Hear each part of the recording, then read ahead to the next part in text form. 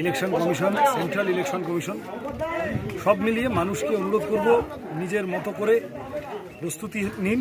এইবারে ভোটও হবে এবং ভোট হলে তৃণমূল কংগ্রেসে যা হওয়ার তাই হবে। দেখি আরও আত্মবিশ্বাসী হলাম যে আমরা লড়াইয়ে ব্যাপকভাবে আছি, জেতার জন্য করছি। ভাঙড়ে কেন বারবার প্রচার? ভাঙড়ে কেন বারবার প্রচার? ভাঙড় যাদবপুর লোকসভার মধ্যে, ভাঙড় যাদবপুর লোকসভার অত্যন্ত গুরুত্বপূর্ণ জায়গা।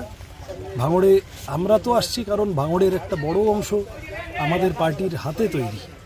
ভাঙড় লাল ঝান্ডাকে ভালোবাসে, লাল ঝান্ডাও ভাঙড়কে ভালোবাসে। অন্য কে কেন কি ক্ষীর খেতে আসছে, মধু দেখতে আসছে জানি না। ভাঙড়ের প্রতি পাড়ায় আমাদের লোক আছে, লড়াই করার লোক আছে, ফলত আমরা এখানে প্রচার করবো, সেটা সব থেকে স্বাভাবিক।